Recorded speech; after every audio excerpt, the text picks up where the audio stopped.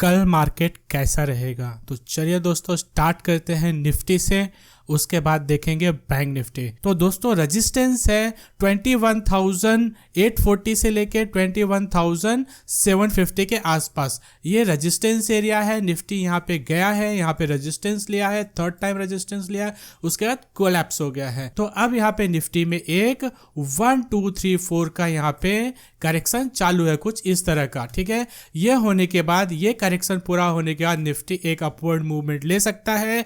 वो upward movement कहां तक हो सकता है किसी को नहीं पता, लेकिन उसमें पहला टारगेट तो ये वाला एरिया जरूर होगा। मतलब यहां से निफ्टी सपोर्ट लेके ऊपर जाएगा तो पहला टारगेट होगा 21,840, उसके बाद सेकेंड टारगेट ये वाला टॉप होगा। ये वाला टॉप मतलब हम वो भी देख लेते हैं, ये वाला टॉप मतलब क्या है। ये वाला टॉप 21,100 के आसपास है। तो पहला टारगेट हो जाएगा 21,840, दूसरा टारगेट हो जाएगा 22,000। ठीक है, तो हमें बाय कहां पे करना है, तो हो सकता है यहाँ पे बजट के लिए थोड़ा और रिकवरी आ जाए, तो उसके बाद यहाँ पे बजट के दिन एक अच्छी खासी गिरावट आ सकती है। और वो गिरावट ये सपोर्ट तक आ सकता है 21,000 के आसपास निफ्टी आ सकता है। और यहाँ पे सपोर्ट लेके निफ्टी एक बार ऊपर जरूर जाएगा।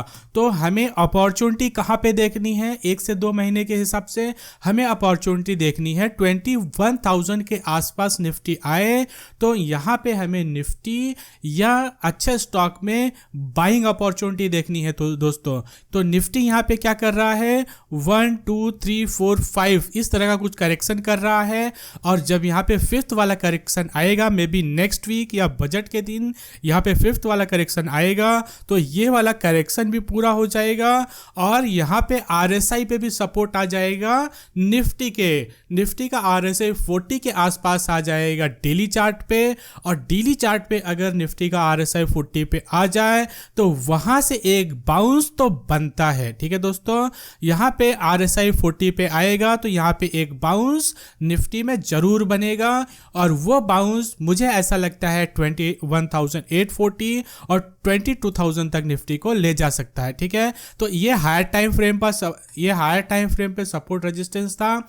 सपोर्ट है 21,000 के आसपास है, सपोर्ट 21,000 के आसपास है, रेजिस्टेंस 21,840 750 के आसपास है, नेक्स्ट रेजिस्टेंस है 22,000। ठीक है दोस्तों, और RSI सपोर्ट के नजदीक है, मतलब यहां से 200-300 पॉइंट अगर निफ्टी नीचे जाता है तो RSI सपोर्ट पे आ जाएगा और उसके बाद एक अच्छा खासा यहां से निफ्टी में रिवर्सल आ सकता है। ठीक है, तो ये रहा डेली चार्ट। अब एक बार हम 30 मिनट के चार्ट पे देख लेते हैं क्या चालू है। तो 30 मिनट के चार्ट पे दोस्तों यहाँ पे एक, जैसा कि डेली चार्ट पे सपोर्ट था, 30 मिनट के चार्ट पे भी यहाँ पे एक अच्छा खासा सपोर्ट है 21,000 के आसपास।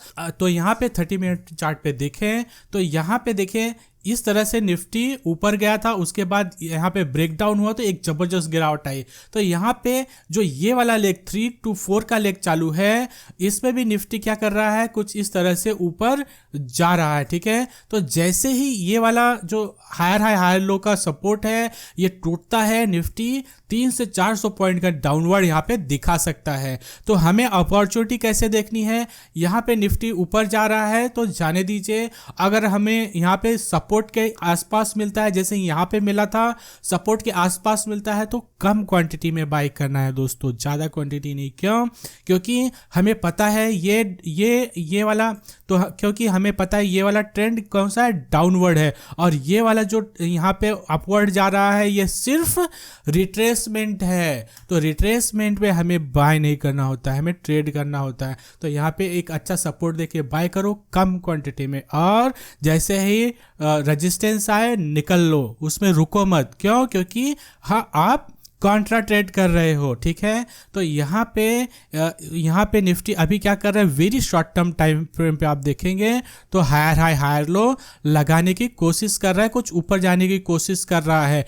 हो सकता है मंडे को थोड़ा और ऊपर जाए और हो सकता है मंडे को थोड़ा और ऊपर जाए। नेक्स्ट वाला जो यहाँ पे सप्लाई एरिया मुझे दिख रहा है वो सप्लाई एरिया है 21,500 के आसपास। सप्लाई एरिया बनता है 21,500 के आसपास, वहां से एक गिरावट आ सकती है। 21,500 के आसपास से एक गिरावट बन सकती है, लेकिन हमें यहाँ पे डायरेक्ट शॉर्ट नहीं करना है, शॉर्ट का ट्रेड लेना है हमें। तो हमें ये वाला जो ट्रेंड लाइन है, इस ट्रेंड लाइन के ब्रेकडाउन का इंतजार करना है दोस्तों, इस ट्रेंड लाइन के ब्रेकडाउन का इंतजार करना है। आप भी निफ्टी 50 के चार्ट पे ये ट्रेंड लाइन आप लगा सकते हो, और वो ट्रेंड लाइन का जैसे ब्रेकडाउन हो तो आप यहाँ पे ट्रेड ले सकते हो शॉर्ट का।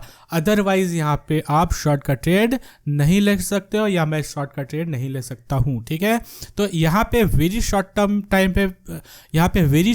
टाइम फ्रेम पे क्या चालू है, अपवर्ड ट्रेंड चालू है, आप बोल सकते हैं रिट्रेसमेंट चालू है, इस ट्रेंड का रिट्रेसमेंट चालू है, ठीक है।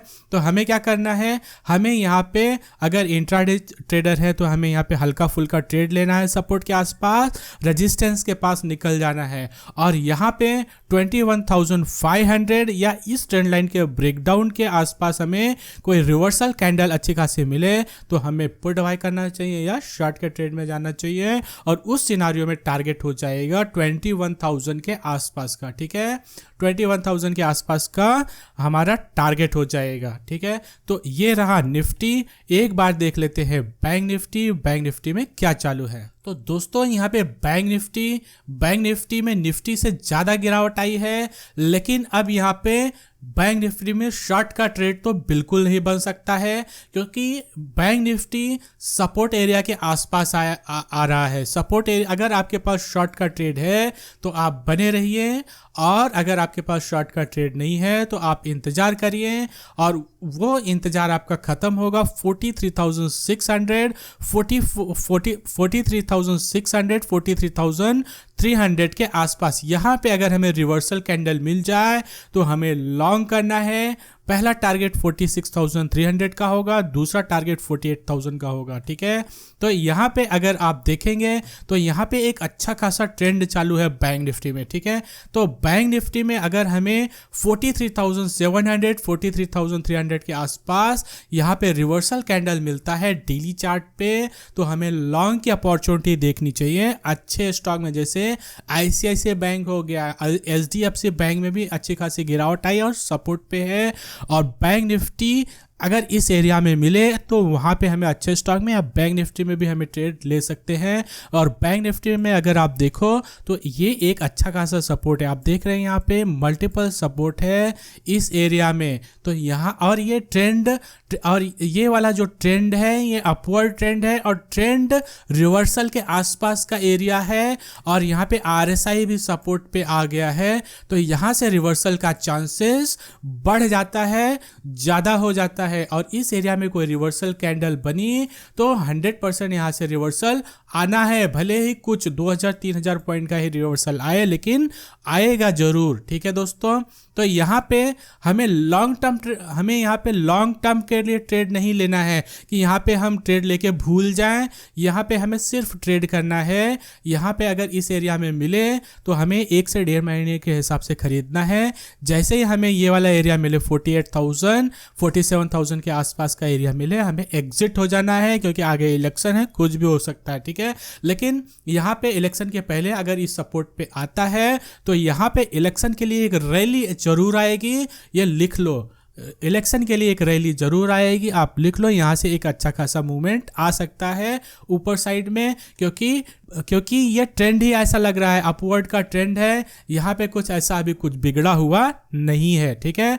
तो मार्केट में एक रिवर्सल आया हुआ है और हमें सपोर्ट देख के यहाँ पे लॉन्ग करना है निफ्टी में, बैंक निफ्टी में और अच्छे स्टॉक में, ठीक है। मिड कैप स्मॉल कैप की मैं बात नहीं कर रहा हूँ, यहाँ पे ब्लू चिप स्टॉक की मैं बात कर रहा हूँ। ब्लू चिप स्टॉक जिसमें अच्छा खासा ट्रेंड है, सपोर्ट पे है, वहाँ पे हम अपॉर्चुनिटी देख सकते हैं, या निफ्टी बैंक निफ्टी में ही देख लो यार, ठीक है। 1 से 2 महीने के हिसाब से यहाँ पे अच्छा खासा ट्रेड मिल सकता है, ठीक है। तो ये रहा बैंक निफ्टी का डेली चार्ट। एक बार 30 मिनट का चार्ट देख लेते हैं। 30 मिनट के चार्ट पे बैंक निफ्टी पे क्या चालू है, ठीक है। तो बैंक निफ्टी में यहाँ पे कुछ इस तरह का ट्रेंड बना हुआ है। अगर आप ध्यान से देखेंगे तो यहाँ पे बैंक निफ्टी कुछ इस तरह से बैंक निफ्टी यहाँ पे कुछ इस तरह से लोअर हाई लोअर लो लगाने की कोशिश कर रहा है, और यहाँ पे आके जो यहाँ पे बड़े बड़े पुलबैक्स आ रहे थे वो पुलबैक छोटे हो रहे हैं। इसका मतलब अब सपोर्ट के आसपास आया है और यहाँ से रिवर्सल का चांसेस ज़्यादा है। अगर एक पुलबैक मिल जाता है इस एरिया में 43,000, अगर एक पुलबैक छोटा सा यहाँ पे नीचे की साइड में मिल जाता है 43,700 के आसपास, तो एक अच्छी अपॉर्चुनिटी होगी लॉन्ग की। ठीक है, तो यहाँ पे लॉन्ग की अपॉर्चुनिटी हमें देखनी है 1 से 1.5 महीने के हिसाब से। ठीक है, तो इस तरह से हमने देखा निफ्टी, बैंक निफ्टी, और एक बार हम डाउ जोन्स देख लेते हैं। डाउ जोन्स क्या कर रहा है? डाउ जोन्स दोस्तों लास्ट हमने जो एनालिसिस करा था डाउ जोन्स में यहाँ पे एक अच्छा खासा सपोर्ट था। आप देखिए इसका ब्रेकडाउन हुआ और ब्रेकडाउन के बाद एक अच्छा खासा रिवर्सल आया, और वो सपोर्ट जो हमने यहाँ पे आइडेंटिफाई किया था उस सपोर्ट पे यहाँ पे फॉल्स ब्रेकडाउन आया और वहीं से एक अच्छा खासा बाउंस मिला। दोस्तों देख रहे हैं आप RSI में, देखिए किस हिसाब से रेजिस्टेंस सपोर्ट का ब्रेकडाउन हुआ है, अपवर्ड आया है और यहाँ पे अच्छा खासा मूवमेंट मिला है। तो यहाँ पे एक अच्छा खासा ट्रेंड बना हुआ है डाउ जोन्स में। डाउ जोन्स में अभी कोई रिवर्सल साइन ऐसा दिख नहीं रहा है। जब तक यहाँ पे डाउ जोन्स में रिवर्सल साइन नहीं आता है तो हमारे मार्केट में भी कोई बड़ी गिरावट आने वाली नहीं है। 1000-2000 पॉइंट ठीक है यहाँ पे आता है, हमें ट्रेडिंग की अपॉर्चुनिटी देखनी चाहिए। ठीक है दोस्तों, तो इस तरह से हमने जो आइडेंटिफाई करा है support area Nifty bank Nifty में, वहाँ पे लॉन्ग करके हम लॉन्ग कर सकते हैं। हेज के साथ में ही लॉन्ग करिए, क्योंकि इवेंट है, इवेंट में कुछ भी हो सकता है। तो हेज के साथ में लॉन्ग करिए और ट्रेड करिए 1 से 1.5 महीने के हिसाब से। अगर बजट में मार्केट गिर गया, अगर यहाँ पे बजट में मार्केट गिर गया, हमारे सपोर्ट पे मिल गया, तो हमें ज़रूर लॉन्ग करना चाहिए हेज के साथ में। ठीक है दोस्तों, क्योंकि यहाँ पे इलेक्शन रैली जरूर आएगी, मार्केट सपोर्ट पे होगा और सपोर्ट पे बाइंग जरूर आएगा। ठीक है दोस्तों, तो मिलते हैं नेक्स्ट वीडियो में। Thank you.